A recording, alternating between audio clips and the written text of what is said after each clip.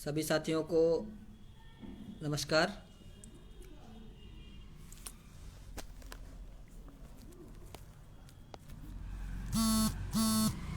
कृपया जो भी साथी जुड़ रहे हैं थोड़ा सा कमेंट करके बता दें। पहले तो इस लिंक को, पेज को हमारे ज़्यादा से ज़्यादा शेयर कर दीजिए सभी लोगों के बीच में, जिससे कि ज़्यादा से ज़्यादा साथी जुड़ पाएँ और हमको अपनी बात रिवाइंड ना करनी पड़े, जिससे कि ज़्यादा से ज़्यादा इसको शेयर कर दीजिए। जिन जिन ग्रुपों में आप लोग हैं इसको ज़्यादा से ज़्यादा शेयर कर दीजिए। सभी जितने भी आपके मुद्दे हैं। नमस्कार दीपू चौरसिया भाई, नमस्कार। इसको ज़्यादा से ज़्यादा शेयर कर दीजिए, जिससे कि हम बार बार अपनी बात ना रखें, एक ही बात में सारी बातें समाप्त हो जाएंगी।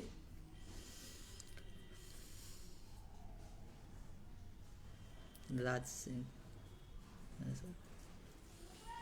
इसको ज़्यादा से ज़्यादा शेयर कर दीजिए भाई सभी ग्रुपों में, जिससे अधिक से अधिक साथी जुड़ जाएं और हम सभी मुद्दों पे आज बात करना चाहेंगे। जो भी आप लोगों के मुद्दे थे, कल से आप लोगों के बहुत सारे कॉल्स और मैसेजेस आ रहे थे। Okay Neha Mishra ma'am, thank you.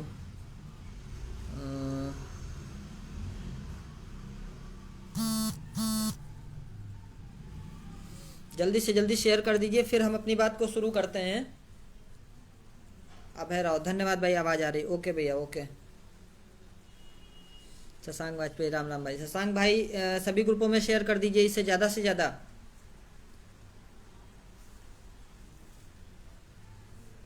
150 लोग जुड़ चुके हैं और इसको शेयर कर दीजिए, जिससे जब सभी लोग जुड़ जाएं तो इससे हमें अपनी बात को बार बार रिकॉल नहीं करना पड़ेगा। आप लोग बीच में फिर बातें पूछते हैं, तो हम चाहते हैं ये चीज़ें ना आए, जिससे पूरा मुद्दा एक ही बार में कंक्लूड हो जाए। बिना दोहरे, मुबारक हो, आपको भी मुबारक हो। कृपया करके इसको ज़्यादा से ज़्यादा शेयर कर दीजिए अन्य समूहों में, जिससे कि लोग जुड़ जाएं। फिर आप लोग बार बार मैसेज और फ़ोन कर कर के फिर पूछते हैं, वो समस्याएं बनती हैं हम लोगों के लिए। हर एक को रिप्लाई देना शायद संभव नहीं होता है।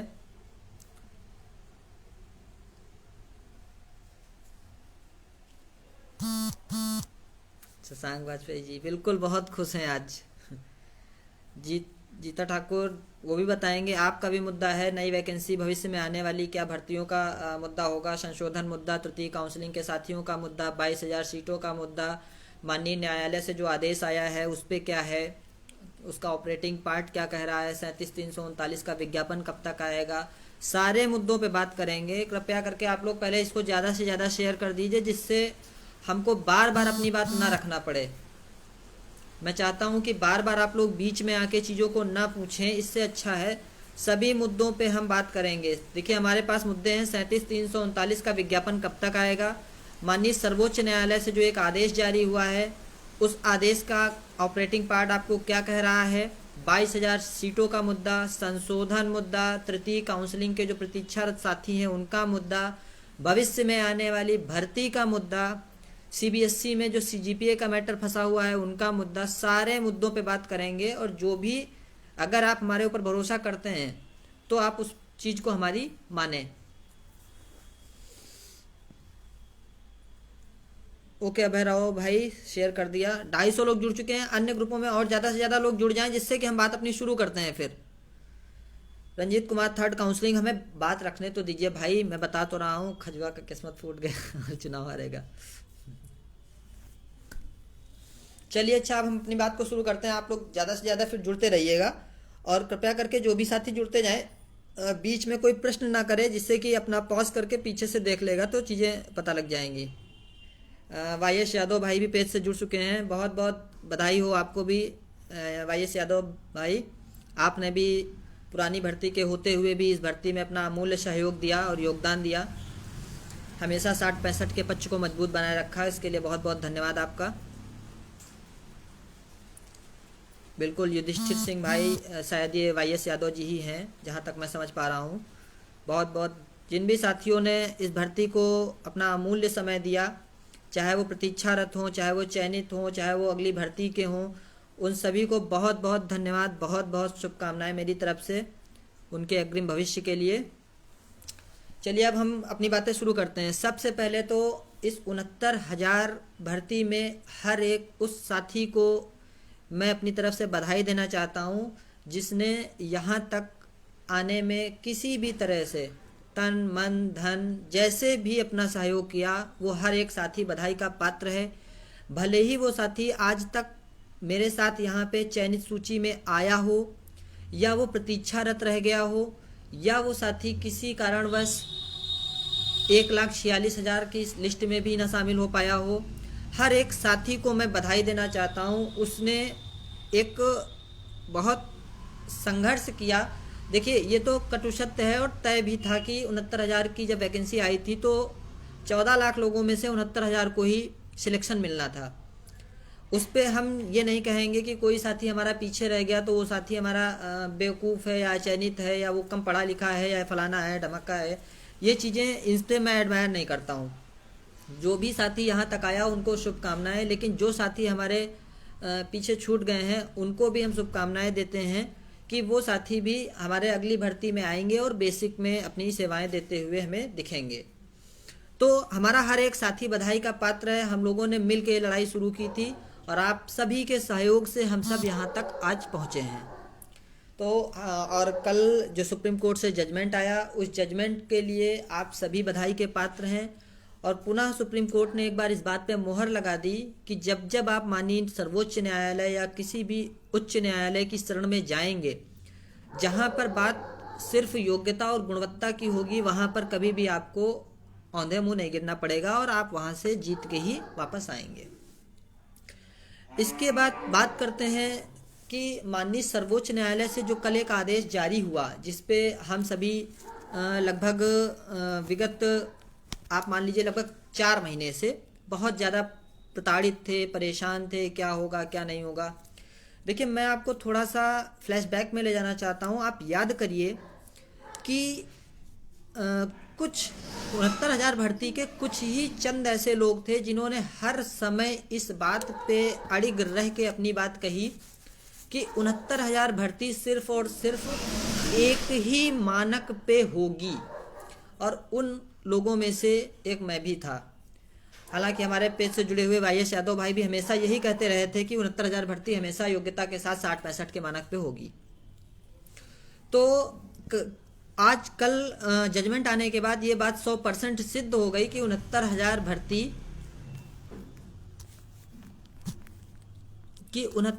भर्ती सिर्फ एक ही मानक पे होनी थी, और वो न्यूनतम मानक था सरकार का तय किया हुआ योग्यता का मानक। एक भर्ती पे कभी भी 2 मानक अप्लाई नहीं हो सकते थे। ये बात बिल्कुल सत्य थी और इस बात पे सुप्रीम कोर्ट ने कल मुहर लगा दी। बहुत से लोग जब 31,661 की भर्ती हो गई तो वो धीर अधीर हो गए कि अब तो अगली भर्ती हो नहीं पाएगी और ये भर्ती कोर्टों में चली जाएगी, ये फंस जाएगी, और वो पद शिक्षा मित्रों के हैं वो होल्ड हो गए, अब उनको कोई नहीं ले सकता, फलाने फलाने तरह की बातें चल रही थी। लेकिन मैंने हमेशा आप लोगों को कहा, हमेशा मैंने आप लोगों से कहा कि आप लोग धैर्य बना के रखिए। अगर आप हम पे भरोसा करते हैं तो भर्ती सिर्फ एक मानक पे होगी और नियुक्ति की प्रक्रिया में आप अगर स्थान पाए हैं तो आपको चयन मिलेगा।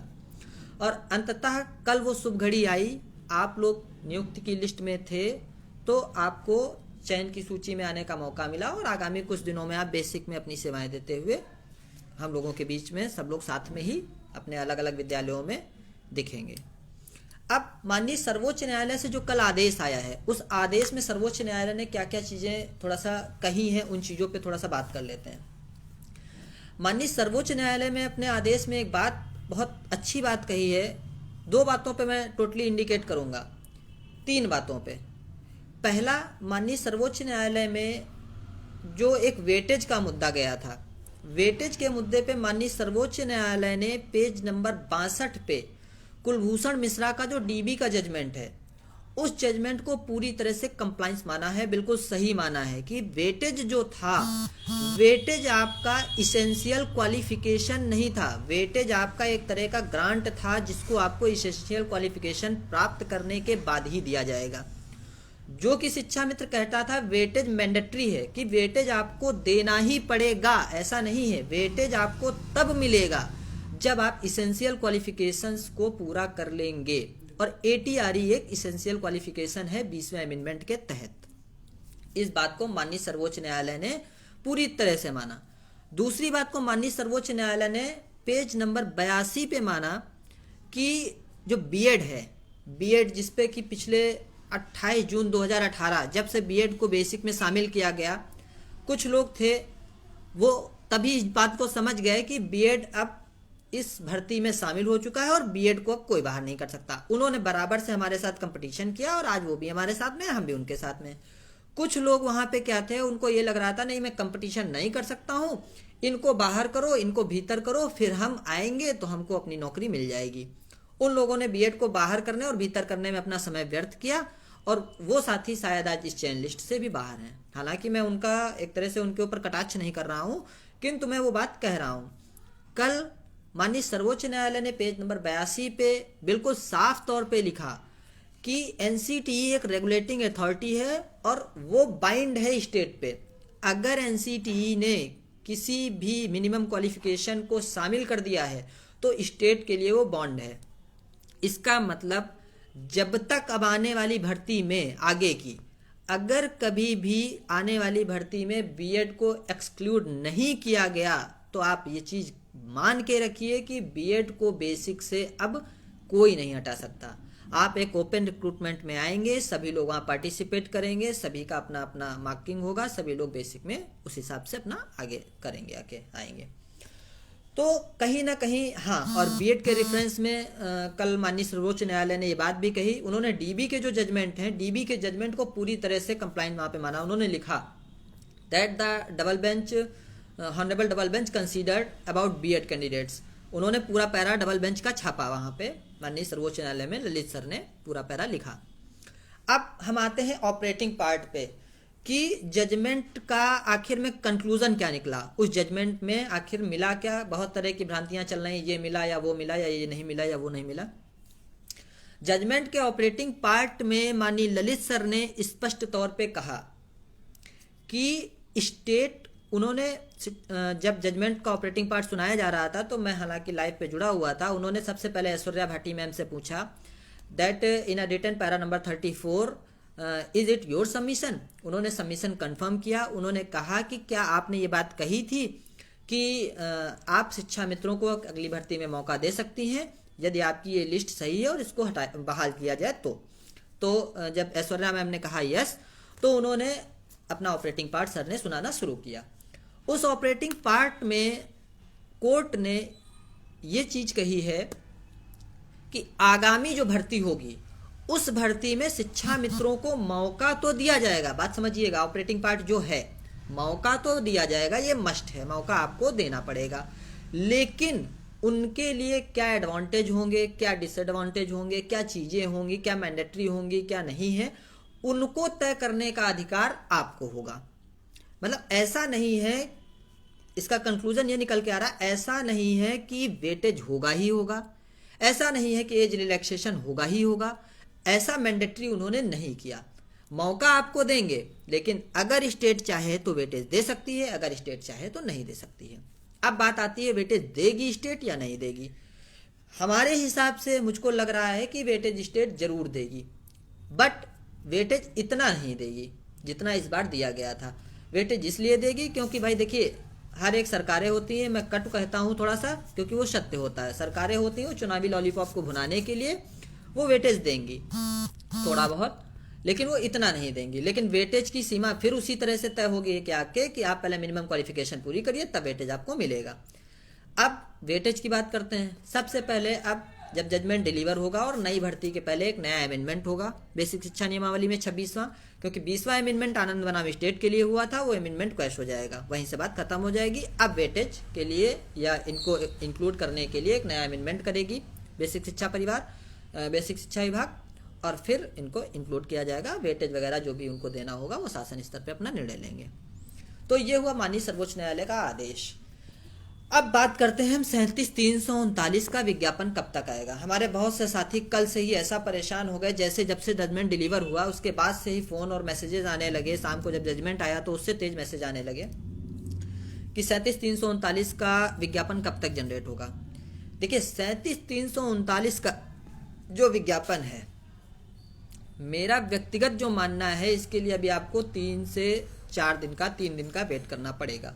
आप ये मान के चलिए कि सोमवार या मंगलवार को शासन स्तर से आपको विज्ञापन देखने को मिल सकता है। शासन स्तर पे 37,339 के विज्ञापन जारी करने के लिए तैयारियां शुरू कर दी गई हैं। सबसे पहले चुनाव आयोग से परमिशन ली जाएगी। विधान परिषद के आगामी दिसंबर में चुनाव होने वाले हैं। चुनाव आयोग से परमिशन मिलने के बाद ही अपर सचिव बेसिक से शासन स्तर से बेसिक शिक्षा विभाग को वो आएगा, सर्कुलर आएगा। फिर उस सर्कुलर को सचिव बेसिक शिक्षा परिषद जी जारी करेंगे। तो संभावित है कि सोमवार से मंगलवार के बीच में आपको 37,339 का जो परीक्षा भर्ती विज्ञापन है वो देखने को मिल सकता है। उसके पहले आप लोग थोड़ा सा धीरज बांध के रखिए। नियुक्ति आपकी अत्यंत करीब आ चुकी है। अंत समय में आके ऐसे अधीर मत हुआ करिए। मैं बार बार आप लोगों से कह रहा हूँ, आप लोगों ने अगर आज तक सामंजस्य बना के रखा है, हमारी बात पे भरोसा रखा है, तो विश्वास रखिए कि आगामी 15 से 20 दिनों में हर एक अभ्यर्थी अपने अपने विद्यालय में पहुंचने वाला है। अब देखिए आते हैं एक बड़े ही गंभीर और विषम मुद्दे पे, संशोधन मुद्दे पे। सब लोग सुन लीजिएगा, मैं संशोधन मुद्दे पे स्पष्ट बात करूंगा। आज तक मैंने इस मुद्दे पे ना ही कोई पोस्ट लिखी, ना ही कोई बात कही है। करेक्शन, अब बार बार मुझे इस चीज को लिख के मैसेज मत करिएगा, पहले बात सुन लीजिए मेरी बात। मैं थोड़ा सा तार्किक बात रखूंगा, आप समझना न समझना आपके ऊपर है। मैं बॉन्ड नहीं करूंगा, क्योंकि मैंने आज दिन तक तार्किकता ही पसंद की है और उसी के बेस पे आज मैं यहाँ पे बैठा हूँ। मैंने कहा था कि जजमेंट हमेशा एक आएगा, 40-45 या 60-65, और 40-45 हो नहीं सकता, क्योंकि ये विज्ञापन 0 है। जजमेंट आपका 60-65 आपके सामने है। भर्ती 2 पार्ट में हो रही थी, उसमें विसंगतियां आनी थी। मैंने सबसे पहले पोस्ट लिखी, विसंगतियां आई, लेकिन भर्ती 31,661 की हो जाएगी। ऐसा नहीं है कि दूसरे पर शिक्षा मित्रों को दे दिए जाएंगे, नहीं दिए गए, आपको मिल गए। अगला मुद्दा, मैं संशोधन मुद्दे पे भी थोड़ी सी तार्किक बात करूंगा, सुनिएगा उसको। संशोधन मुद्दे पे मैंने जहां तक देखा है और विभाग से बात की है, तो संशोधन मुद्दे पे टोटली जो एक सर्कुलर जनरेट किया गया था, उस सर्कुलर का ये मतलब नहीं था कि अभ्यर्थियों को रोक देना। उस सर्कुलर का ये मतलब था कि जो भी गलत अभ्यर्थी हैं, गलत और त्रुटि में, मतलब सबसे पहले तो आप एक चीज का अंतर समझ लीजिए। भूल और एक चीज होती है भूल और एक चीज होती है फ्रॉड। दोनों में एक फर्क होता है। जब आप मानवीय भूल करेंगे ना, आपको अगर हम मौका दें, आपने अगर कोई मानवीय भूल की है और हम आपको मौका दें, चलिए आप अपनी बात को सिद्ध करिए, तो आप उस बात को सिद्ध कर लेंगे कि सर ये हमारी मानवीय भूल थी।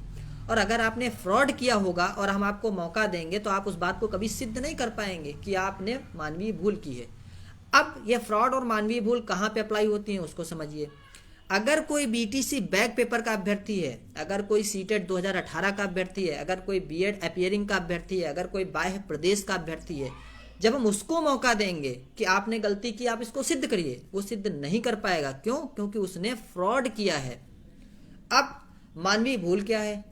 किसी ने अंक पत्र क्रमांक गलत भर दिया, किसी ने प्रमाण पत्र क्रमांक गलत भर दिया, किसी ने माता का नाम गलत कर दिया, किसी ने 2 नंबर पूर्णांक ज्यादा भर दिया, किसी ने प्राप्तांक 2 नंबर कम भर दिया। ये ह्यूमन एरर है। अगर हम उसको मौका देंगे तो वो ह्यूमन एरर अपनी प्रूफ कर देगा कि सर ये हमसे गलती हुई है और एक्चुअल के आधार पर हम यहाँ पे हैं, देखिए हमारा कंसीडर कर लीजिए। ये दोनों फर्क हैं मानवीय भूल और फ्रॉड में। अब बात करते हैं संशोधन में मुद्दे पे होगा क्या। देखिए संशोधन मुद्दे पे मैं आपको बता दूं, एक भी अभ्यर्थी, एक भी सिंगल कैंडिडेट जो वैध है, वैध और सही है, वैध का मतलब जो जेन्युइन है, जो सही है, वो भले ही लिस्ट में है अगर, तो उसको अंततः विभाग की तरफ से नियुक्ति मिलेगी। अभी अगर वो होल्ड रखा गया है तो वो कतई इस बात को लेकर परेशान ना हो कि आपकी नियुक्ति कहीं भी जा रही है। प्रथम दृष्टया आपकी नियुक्ति को होल्ड रखा गया है। शासन बहुत ही जल्द उस पर निर्णय लेके आपकी नियुक्ति प्रक्रिया को आगे अग्रतर करेगा। भले ही वो निवास प्रमाण पत्र का मामला हो, नाम का मामला हो, अंक पत्र का मामला हो, प्राप्तांक का मामला हो, पूर्णांक का मामला हो, कोई भी XYZ मामला हो, इस बात को आप गांठ बांध लीजिए, आपकी नियुक्ति कहीं नहीं जाने वाली है। आपको सिर्फ होल्ड रखा गया है। क्यों? उसको भी मैं तर्क सहित बताता हूं। 2 तर्क हैं इस पे। पहला तर्क ये है, माननीय सर्वोच्च न्यायालय से आज के 4 महीने पहले एक जजमेंट डिलीवर हुआ था अर्चना चौहान बनाम स्टेट ऑफ यूपी का। SLP स्पेशल लीव पिटीशन एक थी 26,639/2020।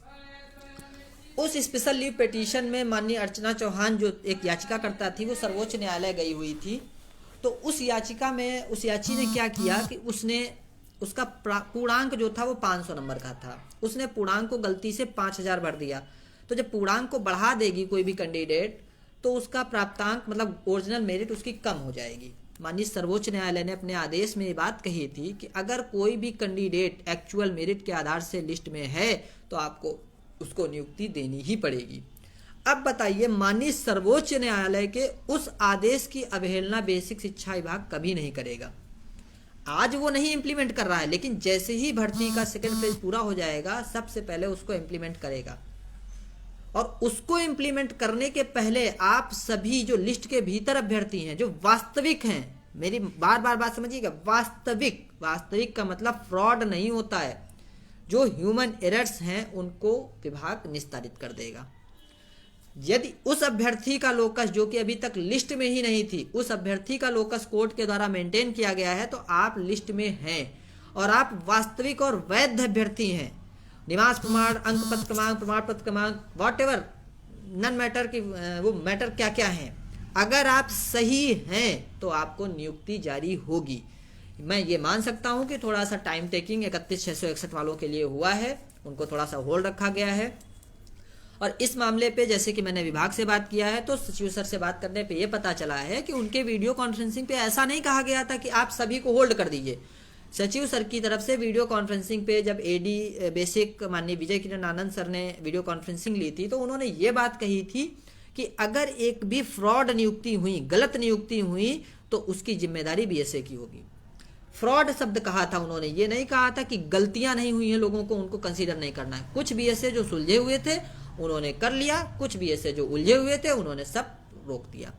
बहुत से ऐसे मामले हैं, मेरे खुद संज्ञान में हैं, मैं आपको 50 मामले बता दूंगा जहां पे अंक पत्र क्रमांक, प्रमाण पत्र क्रमांक, प्राप्तांक, पूर्णांक कम ज्यादा सभी लोगों को नियुक्ति पत्र के साथ में विद्यालय आवंटन कर दिया गया और वो नियुक्त हो गए हैं।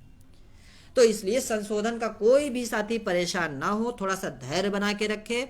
यदि आप वास्तविक है, मैं बार बार कह रहा हूं, आपने फ्रॉड करने की अगर कोशिश की, आपने फ्रॉड किया है अगर, तो आप कतई अगली भर्ती की तैयारी में लग जाइए, आपको कोई भी बंदा बचा नहीं सकता। यदि आप वैध हैं, सही हैं, ह्यूमन एरर्स आपसे हुई हैं तो उनको कंसीडर किया जाएगा, आपको नियुक्ति पत्र जारी होगा। ये हुई संशोधन मुद्दे की बात। अब हम आते हैं थोड़ा सा जो हमारे थर्ड काउंसलिंग के साथी हैं, तृतीय काउंसलिंग के साथी, उनके मुद्दे पे आते हैं। बहुत से साथी कल से हमें मैसेज कर रहे हैं कि भैया हमारा इतना है, हमारा उतना है, क्या होगा क्या नहीं होगा। देखिए इस मुद्दे पे मैं थोड़ा सा सच बोलूंगा। आप गाली देना, देखिए गाली आज तक आप लोगों ने 2 साल में खूब दी, मैंने उस चीज को कभी एडमायर नहीं किया। गाली देना, ताली देना, वो सब आप लोगों के बस में है। आप आइए लिखिए, गाली दे के निकल जाइए, कोई मतलब नहीं। लेकिन मैं वो सही बात बोलूंगा जिसको यदि आप कंसीडर करेंगे तो शायद आपको भविष्य में चीजें समझ में आएंगी। तृतीय काउंसलिंग के साथी इस चीज से निश्चिंत रहें कि तृतीय काउंसलिंग नहीं होगी। पहली बात, 110% तृतीय काउंसलिंग होगी। जिसको कतई शंका हो वो इस बात को दिमाग से निकाल दे कि थर्ड काउंसलिंग नहीं होगी। लेकिन जो भी साथी ये अफवाह फैला रहे हैं कि 2 गुणांक, 4 गुणांक, 10 गुणांक, सभी साथी पूरे 1,46,000 साथी, बचे साथी, बाहर साथी, अंदर साथी सब चयनित हो जाएंगे, ये बात कतई दिमाग से निकाल दीजिए, बिल्कुल दिमाग से निकाल दीजिए कि गुणांकों में मेरिट गिरने वाली है। क्यों, उसको भी मैं तर्क सहित बताऊंगा। 1,46,060 अभ्यर्थी पास हुए, 67,867 की लिस्ट बाहर आ गई, लगभग 70-72 अभ्यर्थी पीछे बैठा है, मेरिट आई है 66 तक। बहुत हार्डली अगर आप मान लीजिए तो 37,339 के बाद में टोटल वैकेंट सीटें 4 से 5,000 बचती हुई दिख रही हैं। पहली काउंसलिंग में लगभग 2,000 सीटें वैकेंट आई हैं, दूसरी काउंसलिंग में 37,000 पद हैं, इसलिए मैंने 3,000 सीटें वैकेंट मान ली। 5,000 सीटों को अगर आप हर कैटेगरी में डिवाइड करेंगे तो किसी कैटेगरी में 1,200, किसी में और किसी में 1,700 सीटें और बाकी अनरिजर्व में जाएंगी। अब आप मेरिट का अंदाजा लगा लीजिए कि मेरिट किस हिसाब से गिरने वाली है। देखिए मैं किसी को भ्रमित करने नहीं आया हूं, आप इस चीज की उम्मीद भी ना रखिए कि मैं मीठा बोलूं, क्योंकि कभी कभी मीठा क्या होता है, थोड़ा सा आपको इस चीज में बांधे रहेगा और आप उस चीज में भ्रमित रहेंगे। तृतीय काउंसलिंग होगी, इस चीज़ को आप बिल्कुल दिमाग से निकाल दीजिए। तृतीय काउंसलिंग 100% होनी है, इस पर कोई दो राय नहीं। किंतु मेरिट गुणांकों में नहीं गिरेगी, इस बात को भी आप लिख के रख लीजिए। तृतीय काउंसलिंग की मेरिट पॉइंट में गिरेगी, बहुत पॉइंट 10, पॉइंट 20, पॉइंट 30, इससे ऊपर आप कतई अंदाजा मत लगाइए कि मेरिट को गिरना है। हार्डली जिस भी वर्ग की मेरिट जो भी गई है उससे पॉइंट 10, 20, 30 तक आप गिर के आ जाइए, बस उतना ही मेरिट गिरनी है, उससे ऊपर कतई। क्योंकि देखिए आपका बल्क कहाँ है, आपका बल्क यहीं पे है, बल्क आगे नहीं था, बल्क पीछे है। जब आप छाछठ से पीछे की तरफ बढ़ेंगे तो बल्क आपका आएगा, एक लंबा जनसमूह आएगा, एक एक पॉइंट पे 10-10 लोग होंगे, 5-5 लोग होंगे, वहाँ पे पॉइंट में, नाम में, फिर डेट ऑफ बर्थ में वहाँ पे कंपटीशन होगा। तो तृतीय काउंसलिंग के जो साथी पॉइंट 20, पॉइंट 25, 30 तक आगे पीछे हैं, वो साथी इस भर्ती से उम्मीद रखें। अन्यथा की स्थिति में मैं व्यक्तिगत राय के तौर पे, आपका छोटा, आपका बड़ा, आपका अनुज अग्रज, जो भी आप मानना चाहें, उसके तौर पे मैं आपको एक सजेशन ये देना चाहूँगा कि आगामी भर्ती की यदि आपको उचित लगे तो आप तैयारी में जुट जाइए, बाकी आपकी जैसी मर्जी। ये हुआ तृतीय काउंसलिंग का मुद्दा। अब आते हैं एक बड़े मुद्दे पे, 22,000 वैकेंट सीट का मुद्दा। आप लोगों को याद होगा बीएड लीगल टीम ने एक मुद्दा उठाया था 22,000 रिक्त सीटों का। कल से हमारे बहुत सारे भाई हैं वो परेशान हैं कि ऐसा तो नहीं कि बीएड लीगल टीम में 22,000 सीटों की याचिका नहीं डालेगी, या 22,000 सीटों पे क्या होगा, ऐसा ना हो कहीं 22,000 सीटें की याचिका ना पड़े और ये सब मतलब हम लोग चले जाएं। देखिए आप सभी साथी अगर इतने दिन हमारे ऊपर भरोसा रखे हैं तो मात्र आप हमको 5 से 7 दिन का टाइम दीजिए। मैं जैसा कि पहले भी कहता था लाइव में, आप लोगों ने देखा होगा, हमने हमेशा यही बात कही है कि मैं इस चीज़ के लिए इंश्योर्ड नहीं करता हूं आपको कि हम आपको केस जिता ही देंगे, लेकिन मैं इस चीज़ के लिए इंश्योर्ड आपको करता हूं कि मैं अपना 100% दूंगा, और जब मैं अपना 100% दूंगा तो ईश्वर भी आपको कतई निराश नहीं करेगा, और वही आज हुआ। उसी तरह मैं पुनः आपसे कहता हूं 22,000 सीटों के लोगों के लिए कि आप इस चीज़ की उम्मीद हमसे मत करिए कि मैं आपको सीटें दिला ही दूंगा, लेकिन आप इस चीज़ की उम्मीद करिए कि मैं अपना 100% दूंगा आके। और अगर आज मैंने 100% दे के अपने केस को निकाल लिया है तो उम्मीद आप रखिए कि वहाँ पे भी 100% दे के हम कुछ ना कुछ आपको लेके जरूर आएंगे। 22,000 सीटों के लिए बहुत ही जल्द हम याचिका डालने वाले हैं। संभावित है 4-5 दिन में हमें टाइम दे दीजिए। अब जजमेंट कल आ गया है, 5-6 दिन में हमारी याचिका पड़ जाएगी 22,000 सीटों की, और उस पर हम अपना पूरा का पूरा जो सबमिशन है वो माननीय सर्वोच्च न्यायालय के सामने रखेंगे। हालांकि 22,000 सीटों के लिए कल एक बहुत अच्छा पॉइंट माननीय सर्वोच्च न्यायालय ने अपने जजमेंट में भी लिखा हुआ है, और उस पॉइंट को अगर पढ़ा जाए और उस पॉइंट पे ही अगर बहस कराई जाए तो कहीं ना कुछ राहत शायद सर्वोच्च न्यायालय हमें किसी भी प्रकार की दे सकता है। तो इसलिए 22,000 सीटों के साथ ही थोड़ा सा हमें समय दें। संभावित है कि ये मान लीजिए सोमवार मंगलवार तो नहीं कहते हैं, लेकिन अगले सप्ताह में बृहस्पति या शुक्रवार तक, मतलब टोटली अगले सप्ताह में 22,000 की याचिका वहां से आपकी चली जाएगी, उस पर कोई दो राय नहीं। कोई भी साथी 1% का हताश निराश ना हो कि 22,000 की याचिका नहीं पढ़नी है। 22,000 की याचिका हमारे तरफ से डाली जाएगी और याचिका पढ़नी है। अब बात करते हैं कि भविष्य में आने वाली भर्ती, उसका प्रारूप कैसा होगा, क्या चीजें होंगी, कैसे क्या चीजें करेंगे।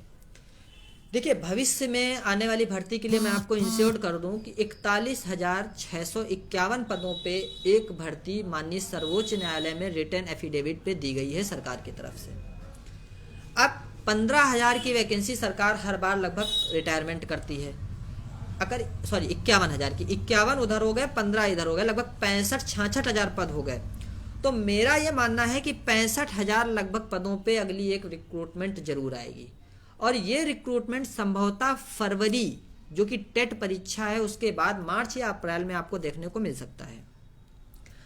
अतः कोई भी बीएड या बीटीसी साथी जो मेरे पेज को देख रहा हो, जो लाइव में जुड़ा हो, मैं उससे कहना चाहता हूं कि कतई भी आप किसी को इंक्लूड और एक्सक्लूड के बारे में मत पढ़िए। यदि आप वास्तविक मेहनत पे लग जाएंगे तो आप यकीन मानिए कि इतनी ही बड़ी एक वैकेंसी अगली बार फिर से आने वाली है, और हम लोगों को वहां से, या जो भी साथी हमारे रह गए हैं या जो भी साथी इस न्यूनतम मेरिट में नहीं आ पा रहे हैं, वो अगली भर्ती के लिए तैयारी करें। 100% हमारी शुभकामनाएं उनके साथ में है, उनको नियुक्ति प्रक्रिया में अगली बार बेसिक में आने का मौका मिलेगा। क्योंकि देखिए ऐसा नहीं है, भर्ती जब कंपटीशन शुरू होता है तो देखिए आपका ही कंपटीशन 15 लाख से शुरू हुआ था, आते आते 69,000 पे खत्म हुआ। आप ये यकीन मानिए कि अगला कंपटीशन 20 लाख से शुरू होगा, लेकिन 20 लाख के बीच में से आपको निकल के यहाँ पे आना है और बेसिक शिक्षा में आपको अपनी सेवाएं देनी है। अब देखिए आज लाइव के माध्यम से मैं आप लोगों के बीच में एक बात और रखना चाहूँगा, जो मेरा व्यक्तिगत मुद्दा है।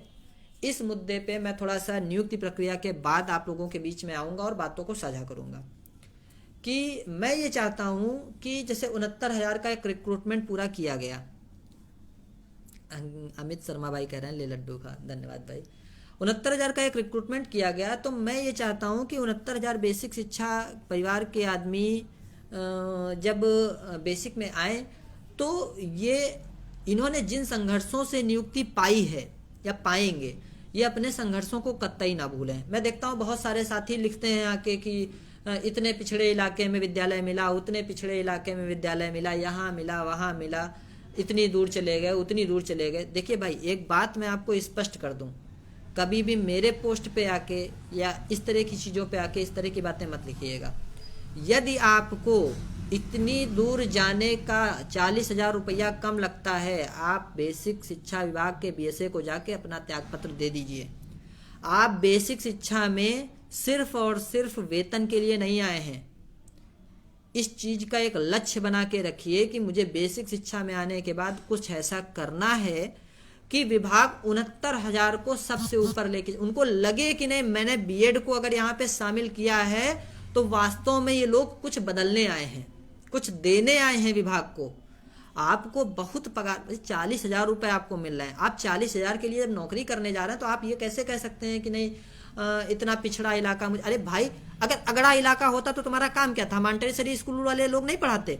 पिछड़े इलाकों में जाके आपको वहां से कुछ ऐसा, आप अगर बेसिक शिक्षा के विद्यालय में जाके प्रतिदिन ईमानदारी से अगर 2 घंटे की सेवाएं देंगे, सेवाओं का मतलब 2 घंटे विद्यालय में क्लास में देंगे, तो आप ये मानिए कि आपके विद्यालय का जब भी कोई डीएम, एसडीएम या मंत्री या माननीय बेसिक शिक्षा मंत्री जी, यहाँ तक कि मुख्यमंत्री जी अगर आपके विद्यालय कभी आए तो आपके ऊपर पहली बात कोई तलवार नहीं होगी, दूसरी बात आपका विद्यालय पेपर में छप के आएगा। हमें ऐसी सेवाएं देना है, इस चीज को बिल्कुल ध्येय, लक्ष्य और कसम खा के रखिए। हम लोगों को यहाँ पे आके अपने संघर्षों को भूलना नहीं है। आप जहाँ भी भेजे गए हैं आप स्वेच्छा से उसे स्वीकार करिए, आप जाइए और उन विद्यालयों में अपनी अच्छे से सेवाएं दीजिए। मात्र 2 घंटे आप एक ध्येय बना लीजिए, कितना भी विभाग का काम हो, कुछ भी काम हो, आप काम निपटाइए और 2 घंटे आपको उन बच्चों के बीच में जरूर देना है जिन बच्चों के लिए आपको वहाँ भेजा गया है।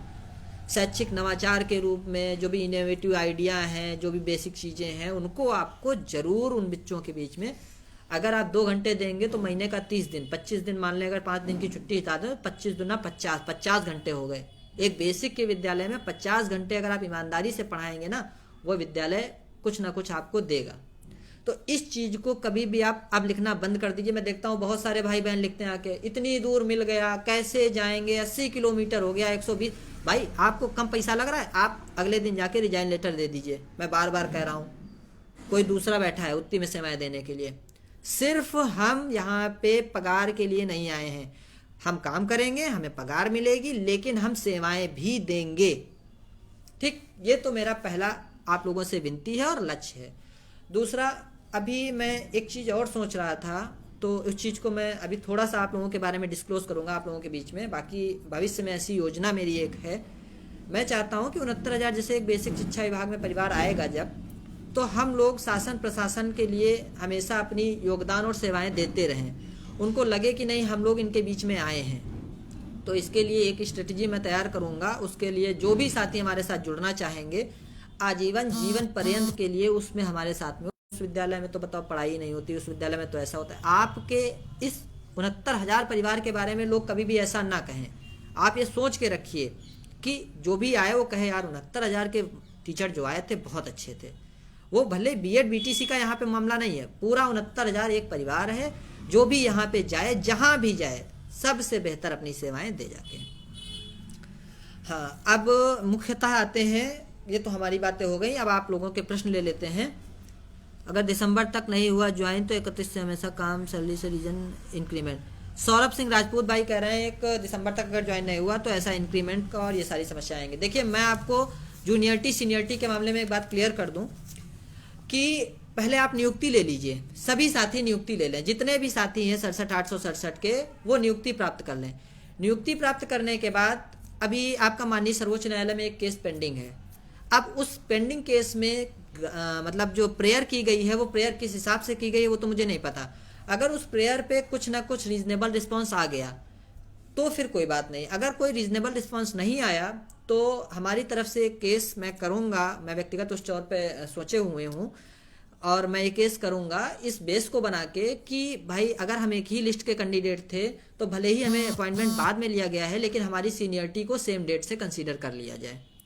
तो माननीय सर्वोच्च न्यायालय में ऐसे बहुत से मामले गए हैं, मैंने ऑर्डर को इकट्ठा कर भी रखा है कि अगर कोई ऐसी 2 लिस्टें होती हैं तो उसको पहली ही डेट से सीनियर मान लिया जाता है।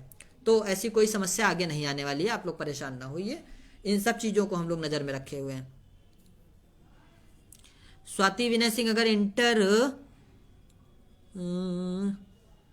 दीदी अगर इंटर और ग्रेजुएशन में आपका रेगुलर है तो फिर कोई समस्या नहीं है। सॉरी प्राइवेट अगर ग्रेजुएशन में है लेकिन आपका 1 साल का है, 1 साल में कोई समस्या नहीं, वो तो 3 साल में अगर हाँ किसी भी साथी का अगर इंटर और ग्रेजुएशन के बीच में गैप है लेकिन वो गैप में अगर इंटर रेगुलर है और ग्रेजुएशन उसका प्राइवेट है तब तो कोई समस्या नहीं। अगर उसका ग्रेजुएशन भी रेगुलर है तो फिर भाई थोड़ा सा समस्या है और इन चीज़ों को पता कर लीजिएगा।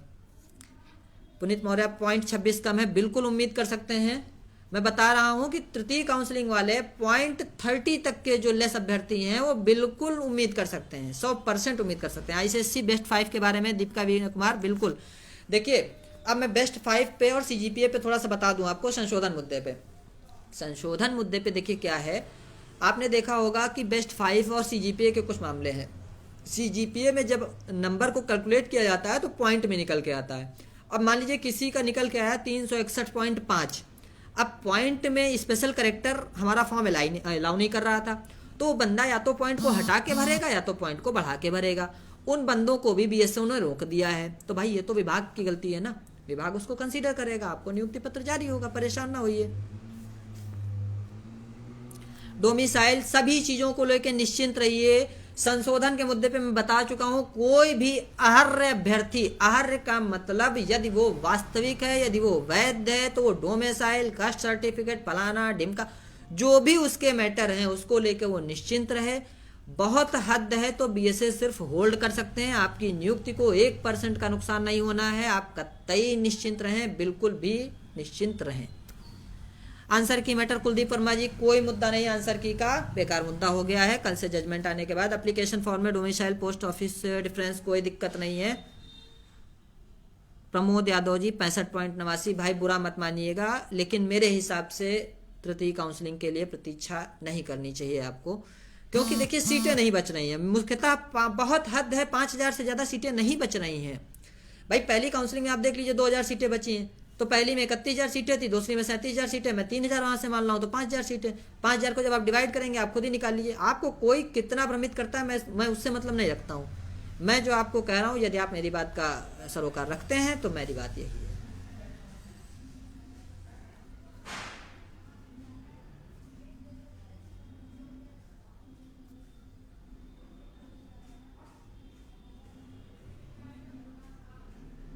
ब्रिज कोर्स, हाँ सैली कटियार जी पूछ रहे हैं ब्रिज कोर्स। देखिए ब्रिज कोर्स के मामले में मैं आपको बता दूं, बहुत से अभ्यर्थी ऐसे हैं बीएड के जिन्होंने क्या किया है, एनआईएस डीएलएड से अपना ब्रिज कोर्स कर रखा है। मैं आपको स्पष्ट कर दूं, वो ब्रिज कोर्स आपका मान्य नहीं होगा। आपको एक ब्रिज कोर्स विभाग की तरफ से कराया जाएगा नियुक्ति होने के बाद, ठीक है। आप समझिए आपने ग्रेजुएशन के पहले इंटर कर लिया, ऐसा थोड़ी ना होगा भाई। आपने अब नियुक्ति ली है, जब नियुक्ति आप लेंगे उसके बाद में आपको विभाग की तरफ से विभागीय ब्रिज कोर्स 6 महीने का कराया जाएगा। वो शासन की गाइडलाइन में है, शासन उसको कराएगा, आप उसको परेशान ना होइए।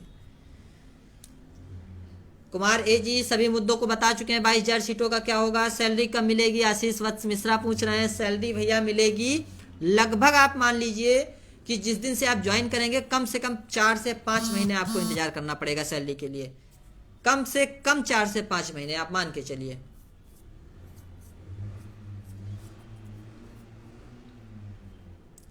रुचि प्रजापति जी, सीजीपीए का मामला निश्चिंत रहिए, बहुत ज्यादा अगर विभाग चाहेगा तो होल्ड कर सकता है, आपकी नियुक्ति कोई नहीं ले सकता, नियुक्ति आपको मिलेगी, 100% मिलेगी।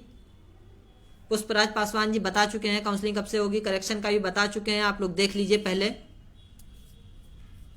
69,000 पे गणेश दुबे जी, अब कौन सी अड़चन आने वाली है भाई? 69,000 पे, 69,000 के सामने मामले, वहां से एक फाइल थी वो बंद कर दी गई है, खत्म काम। एससी 59.5 पे आसानी से हो सकता है, क्योंकि एससी की मेरिट 60 तक की गई है, पहली लिस्ट में, पहली में 61 में 60 61 गई है। सुहानी सिंह, संशोधन कब तक होगा? देखिए संशोधन पे दो चीजें निकल के आ रही। पहली चीज, अगर संशोधन को 31,000 की लिस्ट में ही सिर्फ करना होगा तो शायद आज या कल में कोई सर्कुलर जारी हो जाएगा। अगर एक साथ में करना होगा तो 37,000 के बाद जारी होगा। संशोधन 100% आपको मिलेगा, आपकी नियुक्ति कहीं नहीं जाएगी, इसको माइंडेड रखिए। अंकीय त्रुटि पर भी बिल्कुल संशोधन मिलेगा, अंकीय त्रुटि हो कोई भी, आप समझिए, अरे यार अर्चना चौहान का मैटर अंकीय त्रुटि का था, आप दूसरे को क्यों ले जाते हैं भाई? सुप्रीम कोर्ट से आया हुआ जजमेंट अर्चना चौहान का अंकीय त्रुटि का जजमेंट था, और वो लिस्ट से बाहर की कैंडिडेट थी। आप लोग क्यों नहीं चीजों को समझते हैं भाई? Supreme court is binded in the another court and state government. Supreme court bond कर रहा है भाई।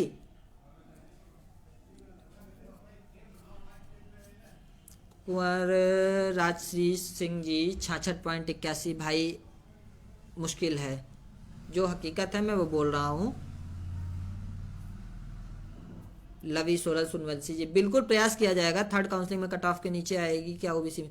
बिल्कुल मैंने बताया। देखिए ध्रुव यादव जी, अगर पॉइंट 10 20 30 तक आपका है तो आप बिल्कुल उम्मीद करिए, 100% उम्मीद करिए, अदरवाइज आप मित्र अगली भर्ती के लिए बिल्कुल प्रिपेयर शुरू कर दीजिए। ग्रेजुएशन में बीएड में, ग्रेजुएशन बीएड से कोई मतलब नहीं, BEd is a degree, no matter. BEd में आप 10 साल का भी गैप है, कोई मामला नहीं, कोई समस्या नहीं। ग्रेजुएशन 50% से कम है मित्र, कोई दिक्कत नहीं है, इसका जजमेंट है मेरे पास, हमें मैसेज कर दीजिएगा, मैं भेज दूंगा आपको। डबल बेंच में जजमेंट ऐसा आया हुआ है, परेशान ना होइए। थर्ड काउंसलिंग के बारे में शिखर सिंह जी बता दिया है, 100% थर्ड काउंसलिंग होगी, लेकिन सिर्फ -30 तक के अभ्यर्थी जो हैं, पॉइंट 30 तक के, वही प्रतीक्षा करें, अन्यथा आप भिन्न भिन्न तरीकों से लोग चल रहे हैं, मैं उनसे एडमायर नहीं करता हूं। वही लोग कल तक की कह रहे थे कि जजमेंट बीच का होगा, जजमेंट में इनको भी मिलेगा उनको भी। ऐसे लोगों को अगर आप अपना महापुरुष महान पुरुष मानते हैं, आई डोंट केयर, आप मान सकते हैं। एक बार और बता दो काउंसलिंग के बारे में। बिल्कुल भाई, वीडियो को पॉज कर लीजिए पुष्पराज पासवान जी, अब बार बार बताने का समय नहीं है। प्राप्तांक पूर्णांक भाई बार बार कह चुके हैं, बुधना बार बार वही चीजें मत पूछिए भाई, पॉज करके देख लीजिए, मैंने बता दी है हर बात। रमन सोनी 0.80 से भाई मुश्किल है मित्र, बुरा मत मानिएगा, मैं सच जो कह रहा हूं आप मान के चलिए। आप समझिए खुद भाई, 5,000 सीटें अगर बचेंगी तो मित्र कैसे, आप समझिए कैसे, मतलब इतना मेरिट गिर पाएगी। अभी आपके पास मित्र, मैं ये कह रहा हूं कि जो भी तृतीय काउंसलिंग के देखिए साथी हैं, मैं आपकी पीड़ा को समझ सकता हूं, मैं इसलिए समझ सकता हूं, हो सकता है आप मुझको ये भी कहें कि अपना तो चयनित हो गया इस वजह से ऐसा कह रहा है, ऐसा नहीं है मित्र। हकीकत ये है कि मैं ये चाहता हूं कि मेरे सभी साथी जो यहाँ तक आए थे सब चयनित हो जाए। भाई मुझे तो एक पद मिलना था, मिल गया, मुझे दूसरे की तो तनख्वाह नहीं दे देगा विभाग, तो अगर मेरे और साथी चयनित हो जाएंगे तो हमारा तो अच्छा ही होगा ना। लेकिन एक हकीकत ये भी है, अगर आप मान लीजिए पहली लिस्ट में नहीं हुए, दूसरी में नहीं हुए, तीसरी में नहीं हुए, तो मित्र आज के 4 महीने बाद, 5 महीने बाद एक नई वैकेंसी आने वाली है। मेरी बात को आप भरोसा रखिए, उस वैकेंसी में इतनी ही बड़ी अपॉर्चुनिटी मिलेगी। आज 69,000 पद थे, कल 65,000 की वैकेंसी कम से कम आएगी। अगर आप आज से तैयारी शुरू कर देंगे, सभी चीजों को छोड़ के, वास्तविकता को नजर में रख के, मैंने दुनिया को सुना लेकिन हमेशा अपने काम पे, लक्ष्य पे फोकस रखा। मैंने कभी भी आप लोगों की गाली ताली पे भरोसा नहीं किया, आप लोगों ने आके खूब गालियां दी, मैं हमेशा पॉजिटिव एनर्जी से रहता था। आज देखिए डबल बेंच में केस चलता था, वो कहे बीएड को बाहर हो गया, बीएड बाहर कर देगा, ये हो जाएगा, वो हो जाएगा। मैं हमेशा क्या कहता था, मेरा मौका आने दो, यही तो लिखता था आप लोगों के बीच में, मेरा मौका आने दो, आप हमको वकील खड़ा करके दो, मैं अपनी तैयारी पे भरोसा रखता हूं, मैं आपको केस जिता के लाऊंगा। आज सर्वोच्च न्यायालय से आपके सामने आपकी जीत है, आपकी नियुक्ति आपके सामने है मित्र, ऐसे ही भरोसा रखिए, ये वास्तविकता है। अगर पॉइंट 10 20 30 तक आप माइनस में हैं तो आप बिल्कुल भरोसा बना के रखें, आप वेट करें, थर्ड काउंसलिंग होगी, हो जाएगा। लेकिन अगर इससे ज्यादा आपका कम है तो मित्र आज से आप अगर लग जाएंगे तो 5 महीने में आप अन्य अभ्यर्थियों से जो अभी आज वेट कर रहे हैं उनसे आप कई गुना आगे निकल जाएंगे, और वही तैयारी आपको नियुक्ति प्रदान करेगी। तो इस वजह से जो हकीकत है देखिए, उससे रूबरू होके रहिए भाई। राहुल कुमार बिल्कुल 0.03 से बिल्कुल हो जाएगा, 100%, कोई दो राय नहीं, आपका हो जाएगा। SC 60.13 बिल्कुल हो सकता है।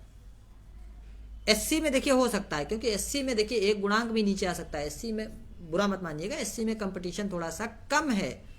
OBC में कंपटीशन बहुत हाई है, जनरल में कंपटीशन बहुत हाई होगा, क्योंकि जनरल पे तो अभी फिर से ओवरलैप करेगा जाके सब, तो SC में कंपटीशन थोड़ा सा कम बनेगा जाके। आंसर की मैटर भाई बेकार है। कॉन्ग्रेचुलेशंस भाई आपको भी संजय मौर्य भाई।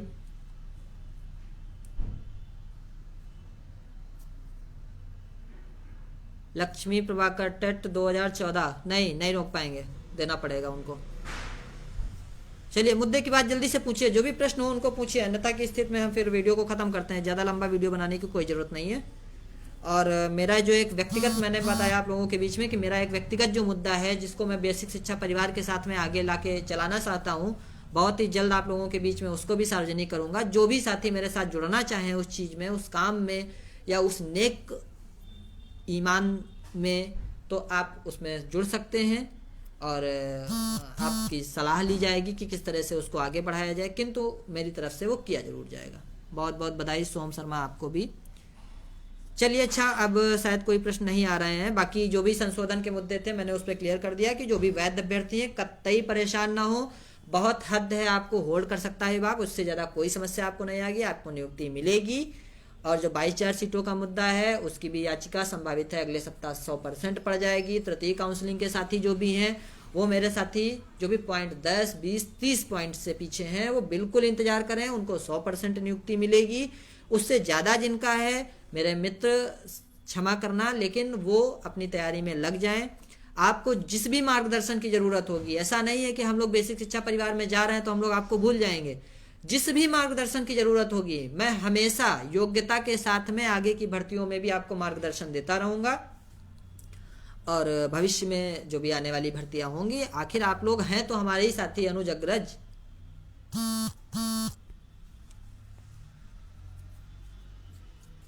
चलिए दिव्यांश भाई कह रहे हैं शादी कर लो, बिल्कुल शादी करेंगे, लेकिन हम सोच रहे हैं अब 40,000 हमारे हो जाए तो एक 40,000 का और कुछ कर लें तो फिर शादी किया जाए। भाई आप लोग बार बार वही चीज मत पूछिए यार। जाति निवास मैंने बताया, आप उसको लेके बिल्कुल निश्चिंत रहिए। आपके बीएसए किस तरह के हैं उससे मतलब ना, आपका विभाग ठीक है, विभाग को सारी चीजें कंसीडर हैं। बहुत सारे लोग, मैं संशोधन के मुद्दे पे आज आपको बता दूं थोड़ा सा और बातें। बहुत सारे लोग कहते हैं अंक पत्र क्रमांक, प्रमाण पत्र क्रमांक और इन सब चीजों से मेरिट इफेक्ट नहीं होती। भाई मेरे उनसे भी मेरिट इफेक्ट हो रही है। पूछे कैसे हो रही, मैं आपको बताता हूँ कैसे हो रही। इन केस मान लीजिए आपका नाम अंशु सिंह है, आपके पिताजी का नाम राकेश सिंह है, इस नाम के पूरे देश भर में कम से कम हजारों कैंडिडेट होंगे। इस चीज को आप एडमायर करते हैं। जब हजारों कैंडिडेट होंगे, अब मान लीजिए कोई बंदा फ्रॉड करने के मूड से पहले ही बैठा था, उसने फॉर्म, मान लीजिए मैं अंशु सिंह था, मेरा हाई स्कूल में 3rd डिवीजन हो, और किसी अंशु सिंह और राकेश सिंह का हो, वो हाई स्कूल में 1st डिवीजन हो। अब उसने क्या किया, फॉर्म भरते टाइम हाई स्कूल की जगह, मान लो मैं था, मैंने हाई स्कूल की जगह उस अंशु सिंह का अंक पत्र क्रमांक डाल दिया, प्रमाण पत्र क्रमांक डाल दिया। अब जब फॉर्म खोला जाएगा तो किसका खुलेगा, हाई स्कूल में उसका खुलेगा। इंटर ग्रेजुएशन में मैंने अपना डाल दिया, मेरिट किसकी दिखेगी, उसकी दिखेगी। फ्रॉड किसने किया, उसने किया। आप चीजों को समझिए, हर जगह से मेरिट इफेक्ट हो रही। विभाग को सारी चीजें मैंने कंसीडर करा दी हैं, कॉमनली चीजें निकल के आएंगी। और संशोधन जो वैध है, मैं बार बार कह रहा हूं, किसी का गला काट के बाहर नहीं किया जाएगा। अगर आप जेन्युइन हैं आपको नियुक्ति मिलेगी, अगर आप गलत हैं आपको नियुक्ति नहीं मिलेगी, बस ये समझ लीजिए। पेंशन के लिए सौरभ सिंह राजपूत जी कह रहे हैं कि पेंशन के लिए भी लड़ा जाए कोर्ट से। देखिए पेंशन के लिए मित्र नहीं लड़ेंगे, जो भी वास्तविक चीजें होंगी उनके लिए बिल्कुल लड़ेंगे। पेंशन के ही पैरेलल में हमारा हम एक मतलब अपने समाज के लिए काम करना चाहते हैं। आप जैसे लोगों की हमें जरूरत होगी, आप जैसे लोग हमसे जुड़े, हमें अच्छा लगेगा। 3rd काउंसलिंग पे बोल चुके हैं भाई मेरे।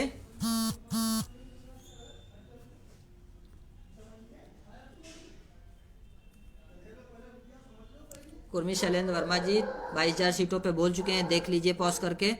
चलिए अब कोई नए कमेंट नहीं आ रहे हैं तो लोगों की समस्याएं लगभग सॉल्व हो चुकी हैं। आप लोग परेशान ना होइए, फिर समय समय पे आपके साथ में जुड़ते रहेंगे। तब तक मस्त रहें, स्वस्थ रहें। जो भी हमारे साथी मतलब फाइनली 67,867 की लिस्ट में थे वो हंसी खुशी रहें। और हाँ, सबसे बड़ी बात, सभी का परिवार है, कोई भी साथी चयनित अचयनित है उसके साथ में कोई भी इस तरह के कटाक्ष पटाक्षेप ना करें कि वो हर्ट हो, क्योंकि हम सभी अपने हक के लिए लड़ने आए थे। कोई जीता कोई हारा इससे कोई मतलब नहीं है। किसी को नियुक्ति मिली है, किसी को आगे मिल जाएगी, इससे कोई मतलब नहीं है। और जो भी आगे चीज़ें सार्थक होंगी उनके साथ में रहा जाएगा और लड़ा जाएगा।